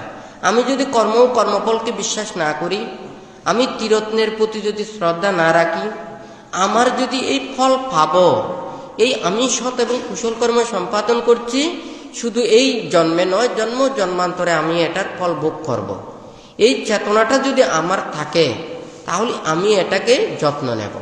হ্যাঁ, যেমন মনে করুন আমরা যদি কোনো কিছু গায়ে ব্যবহার করি, এটা আমার গায়ে যদি পরিষ্কার থাকে, আমার পোশাকগুলোকে যেমন পরিষ্কারভাবে আমি ওখানে ব্যবহার করতে চাই, ঠিক তদ্রূপ আমি যখন এটা ফল পাবো, এটার আনুষঙ্গ লাভ করব, এটা যখন আমি চিন্তা করব, আমার কিন্তু উত্তর চেতনাটা বর্ধিত হবে, হয় নাকি না? যে কর্মটা করবে সে সযত্নে কর্মটা করবে, যত্ন সহকারে করবে, সে অবহেলা করে করবে না। তাহলে এই কর্ম এবং কর্ম বিপাককে বিশ্বাস করা এবং ফলটাকে দর্শন করা এবং যেটা এটার মানে বিপাক সম্পর্কে জানলে তাহলে সে কর্মের প্রতি সচেতন হবে, হয় নাকি না? তাহলে বানতে এখানে এই বিষের যে সক্রিয়তা, সেই সক্রিয়তা কিভাবে হয়? এটাকে বর্ধন করতে পারে, এটাকে বৃদ্ধি করতে পারে আমাদের মন। একটা পুণ্যকর্ম সে যখন কর্ম সম্পাদন করে সেটাকে যতবার ভাবে ততবার সে পুণ্যটা বর্ধিত হয়। হ্যাঁ, আবার যদি পাপের কথাটা ভাবে তখন কিন্তু পাপটা বর্ধিত হয় না, দুঃখ বর্ধিত হয়। হ্যাঁ, মানে পুণ্যেরটা বর্ধিত হয়, পাপেরটা তো বর্ধিত হবে না, পাপেরটা দুঃখ দেবে, জ্বালা যন্ত্রণা দেবে। যেমন মনে করুন একটা ভালো বীজ, আমি সেই ভালো বীজকে যত্ন করলাম, সেটাকে করলাম মানে রোপণ করলাম, সেটাকে পরিচর্যা করলাম, আমাকে একটা ধান থেকে আমি 50টা ধান লাভ করব, হয় নাকি না? তাহলে একদিন বানতে এখানে হিসেবে বলেছেন একটা ধান থেকে 50টা ধান, 50টা থেকে কতটুকু হবে এইভাবে দেখতে হবে যে কি এটা অনেক পরিমাণে এটা বর্ধিত হবে এটাকে যত্ন নিলে। কিন্তু একটা ধান পচে গেছে, সেই পচাকে আপনি দিলে ওখানে পচা বাড়বে না, তো সেটা নষ্ট হয়ে যাবে। হ্যাঁ, পাপের কথাটা যতটুকু চিন্তা করবে সে মনের মধ্যে দুঃখ বাড়বে, কষ্ট বাড়বে, হতাশা বাড়বে। কিন্তু পুণ্যের কথাটা যতটুকু সে ভাববে, যতটুকু চিন্তা করবে, তার মনের মধ্যে সুখ শান্তি এটা বর্ধিত হবে, সে পুণ্যটা বর্ধিত হবে এবং সে কুশলের দিকে ধাবিত হওয়ার জন্য চেষ্টা করবে, হয় নাকি না? তাহলে এই কুশল অকুশল এবং এই যে কর্ম এবং কর্মের বিপাকে এই ব্যাখ্যাটা আসলে খুবই মানুষের সবচাইতে বেশি জরুরি। তো সেই জন্য ওখানে বুদ্ধ শ্রদ্ধা বলেছে কি, কর্মফলকে বিশ্বাস করা শ্রদ্ধা, তীরত্নের প্রতি শ্রদ্ধা উৎপন্ন করা এটা শ্রদ্ধা, আর হচ্ছে চতুরার্য সত্যকে বিশ্বাস করা এটাও শ্রদ্ধা। হ্যাঁ, তারপরে আমরা যখন কর্মফলকে বিশ্বাস করব, তারপরে অটোমেটিক সেটা জন্ম জন্মান্তরের কথাটা আসবে। হ্যাঁ, আমরা যদিও বা জন্ম জন্মান্তরের এখানে দেখতে পাচ্ছি না, হ্যাঁ, কিন্তু আমরা তো অনুভব করতে পারি। হ্যাঁ, তাহলে কিভাবে আমরা অনুভব করতে পারি? একটা যখন, যেমন মনে করুন ঘূর্ণিঝড়, হ্যাঁ, ঘূর্ণিঝড় হয়তো আসে না, অনেক আগে থাকতেই ওখানে বলে দেয় যে কি অমুক তারিখ ঘূর্ণিঝড় হতে পারে। হ্যাঁ, হয় নাকি না? অমুক তারিখ চন্দ্রগ্রহণ হতে পারে, অমুক তারিখ সূর্যগ্রহণ হতে পারে, হয় নাকি না? তাহলে ওটার একটা, যেমন একটা আগে থাকতে একটা বর্ণনা কিভাবে দেয়, কিভাবে বলতে পারে? যেমন ওখানে যারা চন্দ্র এবং সূর্যের ওখানে গতিবিধি সম্পর্কে প্রতিক্ষণ যারা ওখানে হিসাব করে রাখে, কোন দিন কোন টাইমে কোন সময়ে সেটা সূর্য এবং আমাদের চন্দ্র পৃথিবীর একীভূত হয়ে যাবে, এক গতিতে হবে, মানে 100 হবে, সেটা যেমন তাদের মধ্যে একটা হিসেব আছে। সেই হিসেব অনুযায়ী যখন বলে ঠিক তৎক্ষণাৎ ঠিক তৎসময়েই সেটা যেমন সংগঠিত হয়, হয় নাকি না? তাহলে ওই হিসেবটা জানা আছে বিদায় তারা যেমন বলতে পারে, ঠিক তদ্রূপ এখানেও আমরা জন্ম জন্মান্তর বিশ্বাস না করলেও, আমরা যদি এই জন্মের কথাটাও যদি আমরা বিশ্বাস করি, তাহলেও তো আমরা অনেক কিছু লাভ করতে পারবো, হয় নাকি না? আপনারা সবাই জন্ম নিয়েছেন, ছোট কাল থেকে জন্ম নিয়েছেন। হ্যাঁ, ছোট কালে যখন জন্ম নিয়েছেন, আপনাকে ভালোও বলে নাই, খারাপও বলে নাই, আপনাকে ধার্মিকও বলে নাই, অধার্মিকও বলে নাই, পাপীও বলে নাই, পুণ্যবানীও বলে নাই, জ্ঞানীও বলে নাই, অজ্ঞানীও বলে নাই। আপনি যে কর্ম করেছেন সে কর্মের ফল ভোগ করেছেন। আপনি জ্ঞানীর মতো কর্ম করবেন, আপনি জ্ঞানী হতে পারবেন। আপনি পাপীর মতো কাজ করবেন, তাহলে আপনাকে পাপী বলবে, হয় নাকি না?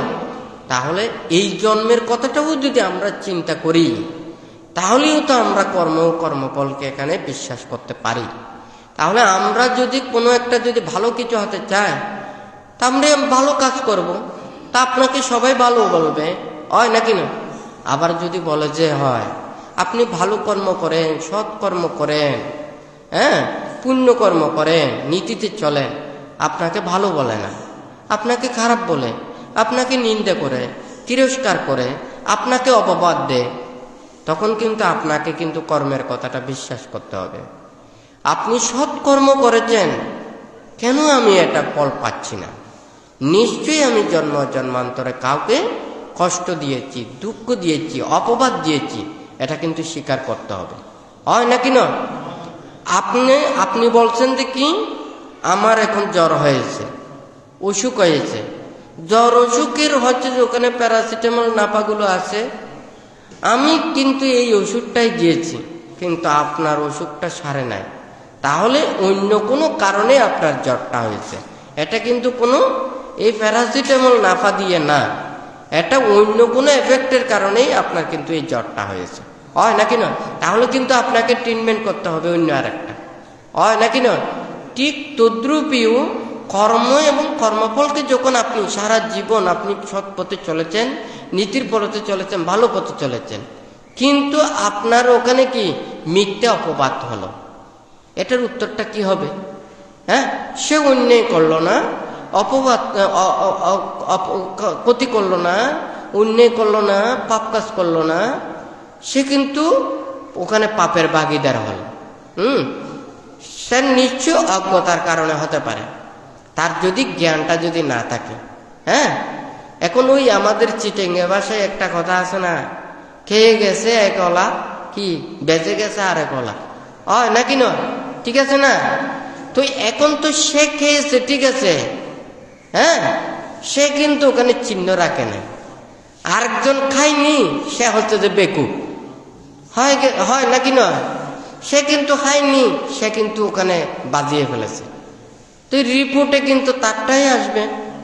হ্যাঁ, একজন রোগীকে ওখানে ট্রিটমেন্ট দিয়েছে, ব্লাড টেস্ট করেছে, কিন্তু সেই সিরিঞ্জটা এবং ইঞ্জেকশনটা ভালো মতো ওয়াশ করে নাই। আরেকজনকে সেই ইয়া দিয়ে ওখানে কি করেছে, ব্লাড নিয়েছে। এই জীবাণুটা কিন্তু ওর কাছে গেছে, ওই জীবাণুটা কিন্তু ওর কাছে ছিল না। হয় নাকি নয়? সে অজ্ঞতার কারণে, অজ্ঞানতার কারণে সে কিন্তু ওই রোগে আক্রান্ত না হয়েও কিন্তু সে কিন্তু রোগে আক্রান্ত হয়ে গেল। হয় না? তাহলে সচেতনতা বড় জিনিস, জ্ঞানতা বড় জিনিস। হয় নাকি নয়? সেই জন্য বুদ্ধ বলেছে, এই যে লোভ, দেশ, মোহ, বিদ্বেষ, তৃষ্ণা এবং অজ্ঞানতা, এটা আমাদেরকে মানুষ অন্যায় না করেও কিন্তু অন্যায়কারী হতে পারে, যদি তার অজ্ঞতা থাকে, অজ্ঞানতা থাকে। হয় নাকি নয়? আর যদি সেই জ্ঞানতা যদি না থাকে, আপনি যদি মনে করেন যে কি না, আমার মনের মধ্যে কোনো পাপ নেই, আমার মনের মধ্যে কোনো কিছু, কার কোনো ক্ষতি নেই, এই মানুষটা কষ্ট পাচ্ছে, সে ক্ষুধায় সে আত্মনাদ করতেছে, তাহলে দোকান থেকে যদি আপনি কোনো কিছু কিনে যদি তাকে খাওয়ান, তাহলে কিন্তু আপনি কিন্তু অন্যায়কারী না, অপরাধকারী না। তাহলে আপনি বৈধভাবে ন্যায় নীতির মাধ্যমে ওনাকে দিয়েছেন। হয় নাকি না? কিন্তু আপনি যদি এটা চিন্তা করেন, তার দুঃখের কথা চিন্তা করেছেন, তার বেদনার কথা চিন্তা করেছেন, কিন্তু ওই দোকান থেকে না বলে জিনিসটা নিয়ে দিয়েছেন। হয় না? কথাটা ঠিক আছে? তার মনের মধ্যে কিন্তু কোনো চোর চেতনা নেই, পাপের চেতনাও নেই, অনিষ্ট চেতনাও নেই। সে কিন্তু এদিকে কষ্ট পাচ্ছে, সেই জন্য কিন্তু ওখান থেকে যে তার প্রাণটা রক্ষা করছে। কিন্তু সে অন্যায় করলো নাকি ভালো কাজ করলো? সে অন্যায় করেছে। একদিকে ভালো করেছে বটে, কিন্তু আরেকদিকে অন্যায় করেছে। হয় নাকি না? ঠিক তদ্রূপীয় মানুষ অজ্ঞতার কারণে, অজ্ঞানতার কারণে আপনি পাপ এবং অকুশল কর্ম সম্পাদন না করলেও কিন্তু পাপী হতে পারেন। হয় নাকি না? তাহলে আমাকে চিন্তা করতে হবে, একটা হচ্ছে যে জন্ম জন্মান্তরের কথাটা আমাকে মাঝখানে রাখতে হবে। একটা দোকান থেকে আপনারা জিনিস নিতে চান, তাহলে ওই জিনিসের ওখানে কিন্তু পিস পিস পিস পিস করে আছে। হ্যাঁ, কিন্তু আপনাকে নিতে হবে যে এমনভাবে, আপনাকে কিন্তু কোনো কিছু ওখানে অসম্পূর্ণ রাখতে পারবেন না, বরাবরই নিতে হবে। কিন্তু আপনার কাছে কোনো কিছু জিনিস নেই, হ্যাঁ, অন্য কোনো উপাদান নেই। ও নিয়েছে যে মনে করুন 500 টাকা, হ্যাঁ, আপনাদের জিনিস ওখানে নিয়েছে যে 400, ওখানে 95 টাকা। ওর কাছে টাকা নেই, আপনার জিনিসও নিতে চাচ্ছেন না, তাহলে ওখানে কোনোটাই হবে না। তাহলে ওই 5 টাকার কোনো জিনিস আপনাকে নিতে হবে, তাহলে 500 টাকা বরাবর পূর্ণতা হবে। হয় নাকি না? ওই যে দেবে তারও সুবিধা হবে, যে নেবে তারও কিন্তু কোনো ধরনের কি হবে না, কোনো অসুবিধা হবে না।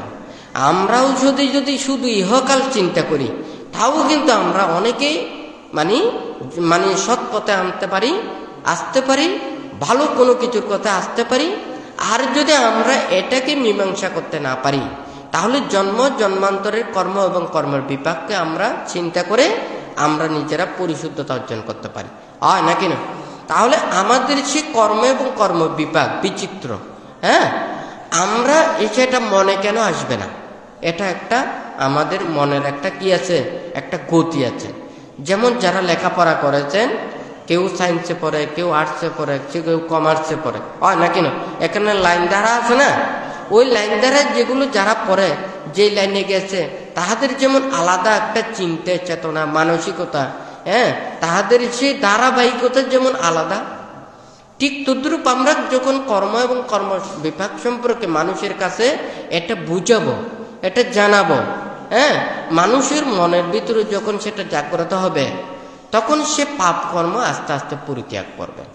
হ্যাঁ, এটা যেমন একটা পান্তে উপমা দিয়ে বলে, আমরা এই যে আপনারা এখানে কাপড়গুলো এখানে ব্যবহার করছেন, হ্যাঁ, তাহলে এই কাপড়ের ময়লাগুলো দূরীভূত করার জন্য আপনারা কি করেন? সাবান ব্যবহার করেন। আচ্ছা, এই সাবানগুলো আপনার কাপড়টাকে কি করে? হ্যাঁ, প্রথম হচ্ছে যে কি, এই যে তৈলাক্ত জিনিসকে পানি করার ক্ষমতা থাকে সাবানে। আরেকটা হচ্ছে যে শুধু তৈলাক্ত জিনিসকে পানি করার ক্ষমতা শুধু নয়, এই যে আমাদের কাপড়গুলো আছে, বস্ত্রগুলো আছে, এই কাপড়ের যে সুতোগুলো আছে, এই সুতোগুলোকে ওখানে নরম করতে হবে, ফাঁকা করতে হবে। এই পাকা করার উপাদানগুলো থাকতে হবে।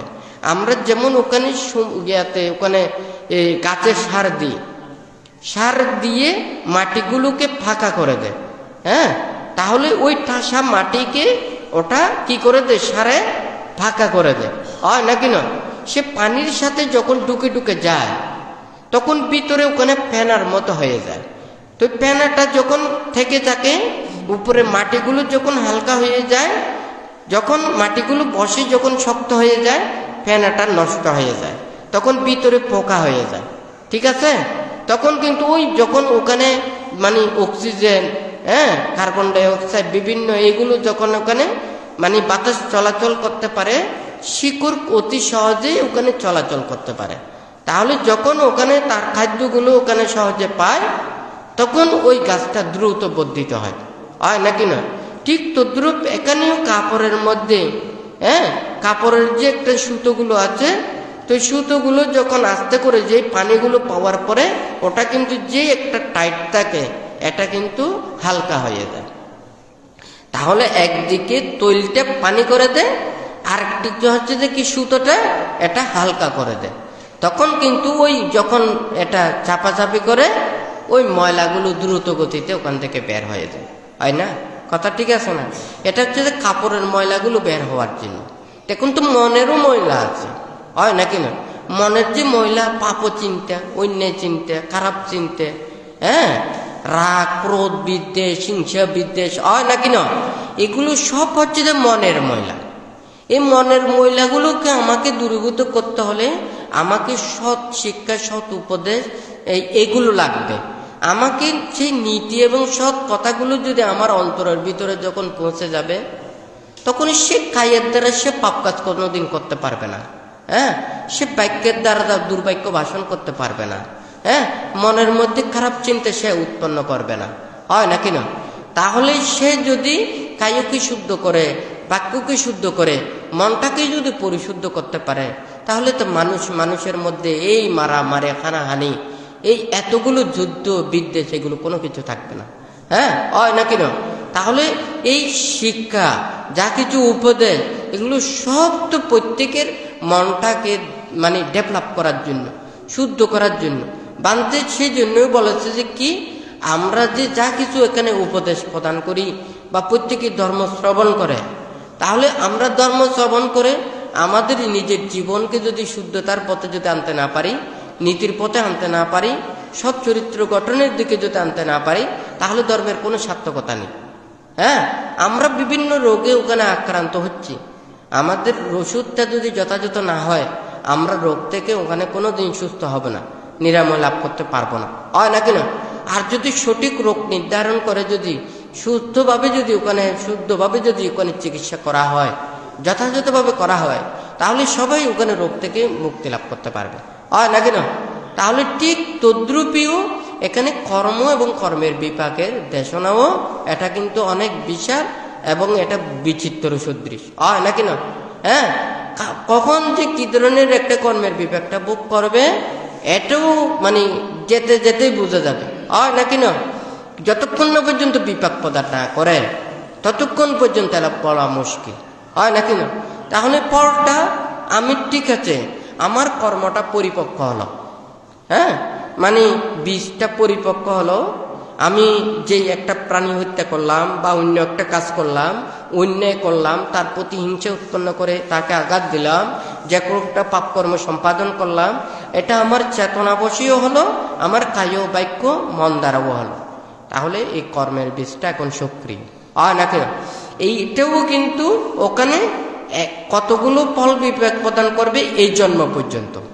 এই জন্ম যদি বিপাক দিতে না পারে, তাহলে আরেক জন্ম পর্যন্ত, তারপরে যদি বিপাক দিতে না পারে, আবার কতগুলো আছে যে অনেক জন্ম পর্যন্ত সেটা বিপাক দেবে, সে মুক্ত না হওয়া পর্যন্ত দেবে। তার মানে ওই বীজটা দীর্ঘদিন ধরে এটা সক্রিয় থাকবে, হয় নাকি না? এখন বীজটা হলো, এখন এই বীজটা বিপাক প্রদানের সময় যদি এটা যদি যে কোনো কারণে এটা নষ্ট হয়ে যায়, তাও তো সেটা অঙ্কুরিত হতে পারবে না, এটা ফল প্রদান করতে পারবে না, হয় নাকি না? তাহলে আমাদের সেই কর্ম এবং কর্মফলকে সবাই বিশ্বাস করতে হবে হ্যাঁ, ভালো কর্ম করলে আমরা ভালো ফল পাবো, আমরা খারাপ কর্ম করলে খারাপ ফল পাবো। আমাদের কায়, বাক্য এবং মন দ্বারা সংগঠিত হলে সেই কর্মটা হচ্ছে পরিপক্ক। আর যদি আমাদের মন দ্বারা যদি না হয়, হ্যাঁ, তাহলে এটা হচ্ছে যে অপরিপক্ক। তাই সেই অপরিপক্কও আবার পরিপক্ক হতে পারে। সেই জন্য বানতে বলেছে যে কি, অব্যক্তিতও আবার সে কুশলে রূপান্তরিত হতে পারে, আবার অকুশলীয় রূপান্তরিত হতে পারে, হয় নাকি না? একটা ছোট আগুন, হ্যাঁ, একটা মেসের আগুন, সেটা অথচ কিন্তু এমন জায়গায় পড়ছে ওখানে চতুর্দিকে কোনো উপাদান নেই, হ্যাঁ, তাহলে দেখা যাবে ওই ছোট আগুনও ওটা নিভে যাবে। মনে করুন সেটা বড় আগুন, কিন্তু চতুর্পাশে সেটা উপাদান পেল না, তাহলে ওই আগুনও কিন্তু ওখানে নিভে যাবে। কিন্তু এমন একটা উপাদান পেল, ছোট একটা আগুন ওখানে মানে লাগলো, তাহলে সেটা বিশাল আকার ধারণ করবে, হয় নাকি না? তাহলে ছোট একটা ক্ষুদ্র পাপও সেটা যদি বিপাক প্রদানের জন্য যদি ওখানে যদি একটা উপাদান বেশি পায়, তাহলে কিন্তু ওই ছোট পাপও কিন্তু বিশাল আকার ধারণ করতে পারে, হয় নাকি না? তাহলে সেই জন্য বুদ্ধ বলেছে যে কি, আমরা যারা মানে এই দুঃখকে ভয় করি, দুঃখকে ভয় করলে পাপকেও ভয় করতে হবে, হয় নাকি না? যারা কিন্তু সেটা যেমন বিষ আছে না, তাহলে একটা ছোট যদি পুরো শরীরের মধ্যে ছোট একটা যদি ছিদ্র মানে যে কোনো জায়গায় কত হয়, এই ছোট্ট কত স্থানেও যদি একটু করে যদি বিষ লাগে, বিষক্রিয়া করবে না? করবে নাকি করবে না? তাহলে সে যদি মনে করুন কোনো জায়গায় ক্ষত নেই, সে হাত দিয়ে ওখানে বিষ এখানে নিয়েছে, কিন্তু তাকে আক্রান্ত করতে পারবে না, বিষক্রিয়া করতে পারবে না, যেহেতু তার কাছে কোনো ক্ষত নেই, হয় নাকি না? তাহলে কর্ম এবং কর্মের বিপাকের ক্ষেত্রেও ঠিক তদ্রূপ। আমরা যদি যা কিছু কর্ম সম্পাদন করি, এই কর্মগুলোকে আমাকে ভাবতে হবে, আমাকে চিন্তা করতে হবে। বানতে সেই জন্য এখানে বানতে অনেক সময় দেশনায় বলেছে, আমরা নিজের মনটাকে শুদ্ধতা করে আমরা অনেক কিছু পুণ্য সঞ্চয় করতে পারি, পুণ্য অর্জন করতে পারি, কিন্তু আমাদের মনটাকে যদি শুদ্ধ করতে না পারি, তাহলে কোনোদিন সেটা সম্ভব নয়, হয় নাকি না? ধর্মটা কিসের জন্য? আমাদের ন্যায়ের দিকে আনার জন্যই তো ধর্ম, হয় নাকি না? মানুষকে সৎ পথে আনার জন্যই তো ধর্ম, মানুষের মনের মধ্যে বিবেক উৎপন্ন করার জন্যই তো ধর্ম। মানুষের মধ্যে হিংসা উৎপন্ন করে দেয়, এটা ধর্ম নয়। মানুষের মধ্যে সংঘাত উৎপন্ন করে দেয়, এটা ধর্ম নয়। মানুষের মনে সংশয় উৎপন্ন করে দেয়, এটা ধর্ম নয়। মানুষের মনে পাপ উৎপন্ন করে দেয়, এটা ধর্ম নয়। হ্যাঁ, ধর্ম মানুষের সবচেয়ে পবিত্র জিনিস। আমাদের মনটাকে যে কি রাখে, সুন্দর করে রাখবে, সেটা হচ্ছে ধর্ম। আমাদের চোখের যেমন চোখের পাতাগুলো আমাদের চোখগুলোকে সব সময় এটা যত্ন করে রাখে, হয় নাকি না? এই চোখের পাতা না থাকলে ময়লা আবর্জনা এগুলো হয়ে চোখটা নষ্ট হয়ে যেত, হয় নাকি না? এই চোখের পাতাটা যেমন আমার চোখকে প্রতিক্ষণ সেটা যত্ন করে রাখে। ধর্ম তো আমরা ধর্ম আচরণ করলে আমাদের কায়িক পরিবর্তন হবে, বাচনিক পরিবর্তন হবে, মনেরও পরিবর্তন হবে। আর যদি কেউ যদি মনে করুন আমরা সঠিকভাবে ধর্মচর্চা না করে, অনুশীলন না করে আমরা যদি ধর্মের নামে যদি মানুষদেরকে বিপদের দিকে যদি নিয়ে যায়, তাহলে তো অন্যায়ের দিকে যদি নিয়ে যায়, সংঘাতের যদি নিয়ে যায়, তাহলে এটা কোনোদিন ধর্ম হবে না। সেটা একদিন না একদিন পর সেটা ভোগ করতেই হবে।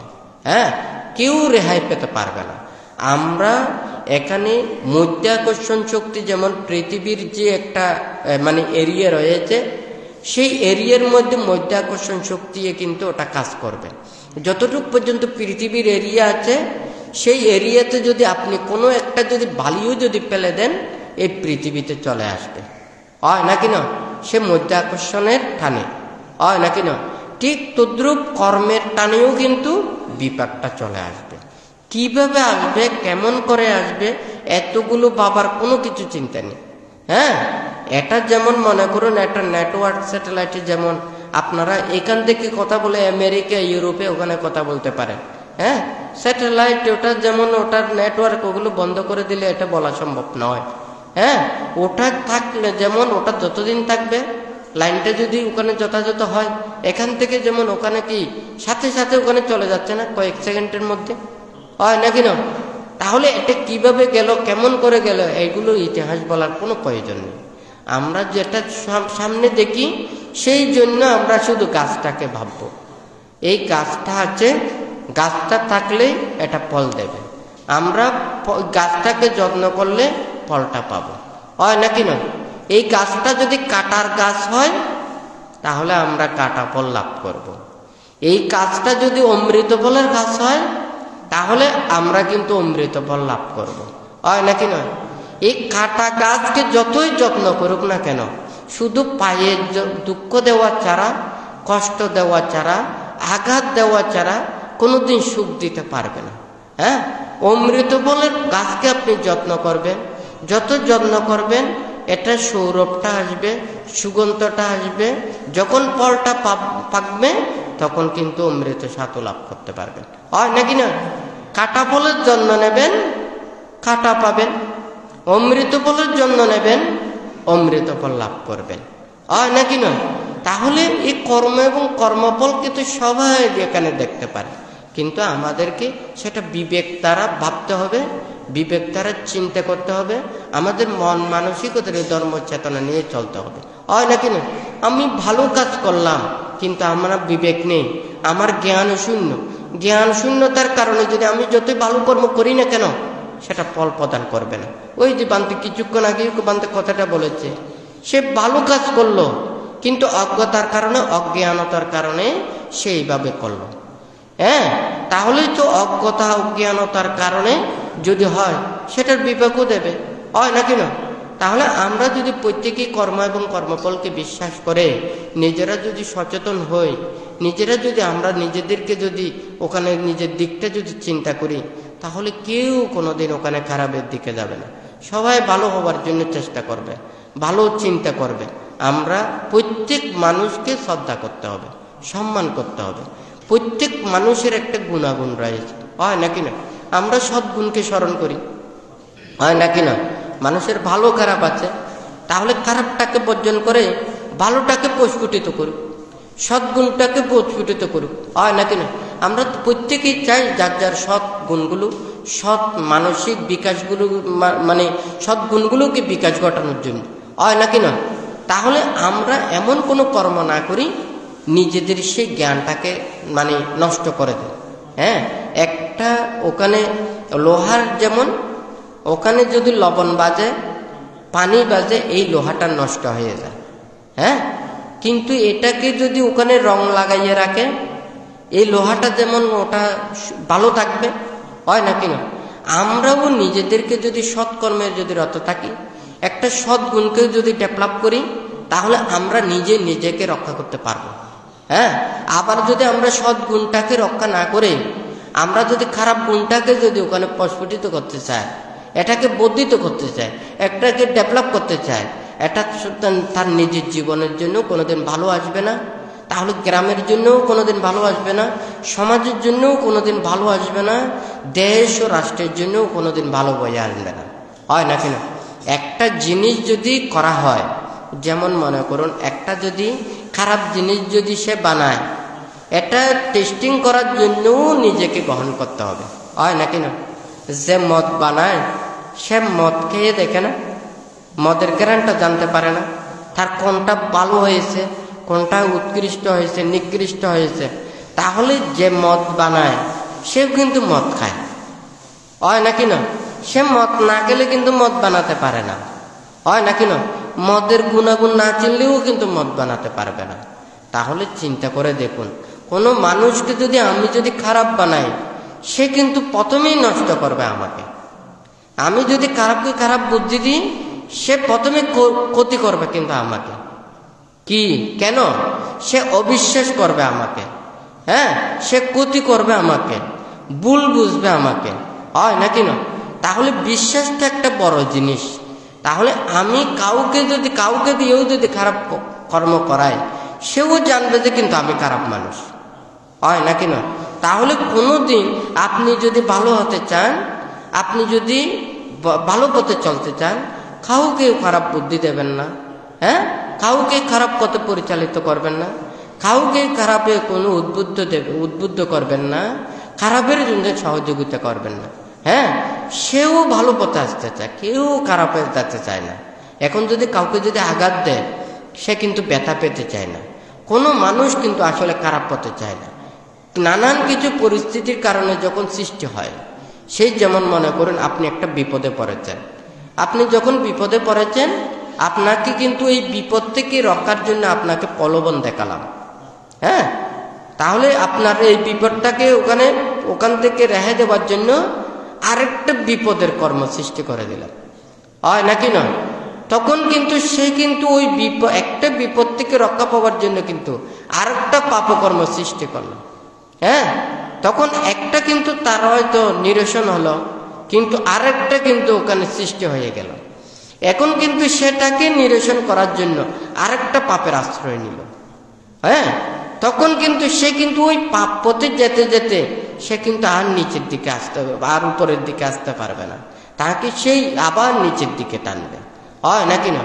একটা জিনিস যখন মনে করুন একটা ওই দাড়িপাল্লা আছে না, দাড়িপাল্লা যখন মনে করুন এটা ভারী হয়েছে, আপনি ওই জায়গাতে যদি আরেকটু দেন, এটা নিচের দিকে আরো দ্রুত গতিতে নিচের দিকে নেমে যায়, হয় নাকি না?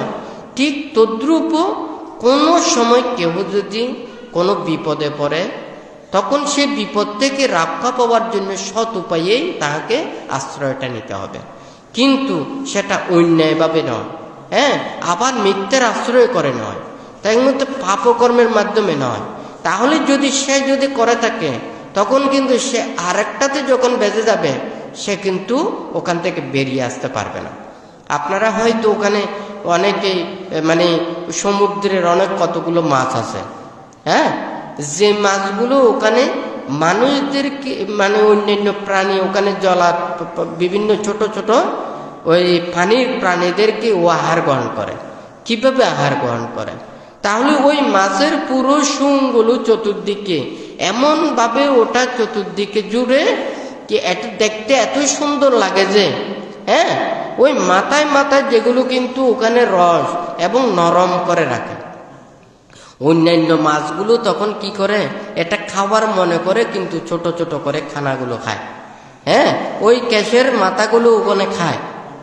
তখন কিন্তু সে কিন্তু খেতে খেতে সেটা যখন একটু করে যায়, ভিতরে যখন ঢুকে, ওটা কিন্তু ওই ক্যাশের ভিতরেই ওখানে বেঁচে যায়, ওখান থেকে আর বাইরে হতে পারে না, হয় নাকি না? এই গতিতে লোভের কারণে যখন সে নিজে প্রথমেই ওখানে দগ্ধ হয়, সে যখন জানতে পারে না, বুঝতে পারে না, তখন শুধু ওই ওখানে সে বেজে ওখানে কিন্তু ওই মাছের এই আহারই হয় নাকি না? তো অজ্ঞতা, অজ্ঞানতা, সেই জন্য বুদ্ধ বলেছে যে কোনো সময় লাভের বশে, স্বার্থের বশে, লোভের বশে, লোভ দেশ মোহের কারণে কখনো এই পাপ অন্যায় এই অকুশল কর্মে রত হওয়া কখনো উচিত নয়। কারণ এই জীবনটা সবার জন্য কি এটা দুর্লভ মানব জীবন। বুদ্ধ বলেছে যে কি, আপনি পাপ করে, অন্যায় করে, অপরাধ করে আপনি 6 বছর বেশি জীবন বেঁচে রয়েছেন, হ্যাঁ, কিন্তু 6 বছর সেটা জীবন রক্ষার জন্য আপনি পাপ করেছেন। তাহলে শুধু 6 বছর নয়, বুদ্ধ বলেছেন যে কি 100 বছর পাপময় জীবন অপেক্ষা একদিনের শিলময় জীবনও শ্রেষ্ঠ, হয় নাকি না?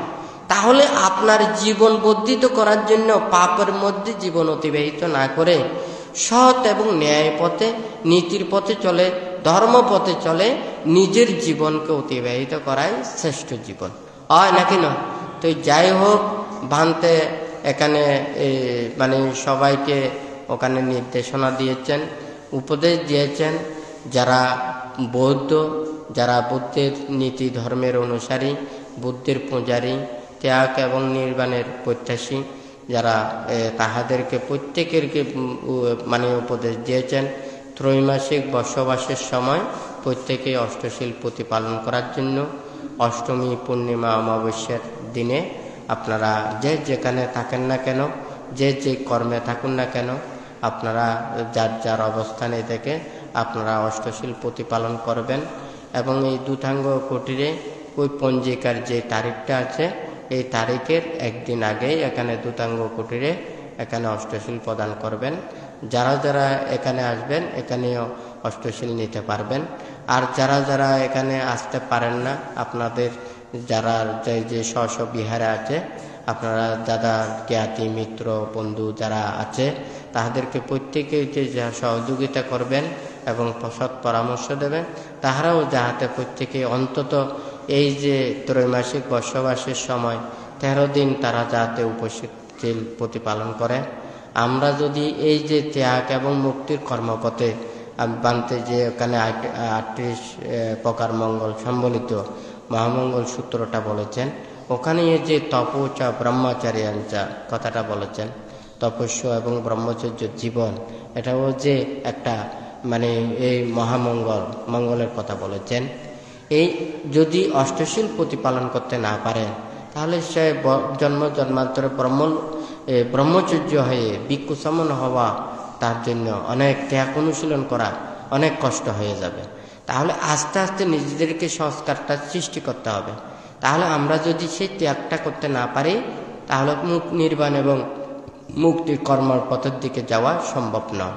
তো সেই জন্য বান্তে এখানে সবাইকে উপদেশ দিয়েছেন, এই ত্রৈমাসিক বর্ষবাসের সময় আপনারা প্রত্যেকেই অষ্টশীল প্রতিপালন করবেন এবং এই দেশ সমাজ রাষ্ট্র তথা এই বিশ্বের শান্তি কামনা করবেন, মঙ্গল কামনা করবেন।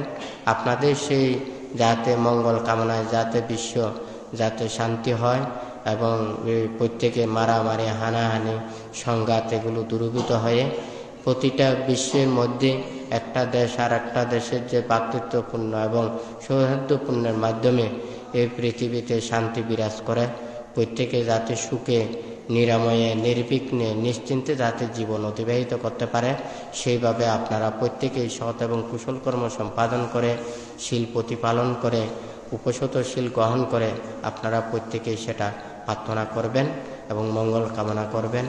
আপনারা আজকে যারা সমবেত হয়েছেন তথাগত ভগবান বুদ্ধের কর্ম এবং কর্মফল বিভাগ সম্পর্কে যথাযথভাবে আপনারা জেনে ত্রিরত্নের প্রতি শ্রদ্ধা ভক্তি বিশ্বাস রেখে কর্ম ও কর্মফলকে বিশ্বাস করে আপনারা বুদ্ধ ধর্ম সংঘের কাছে আশীর্বাদ প্রার্থনা করে 3 বার সাধুবাদ প্রদান করুন।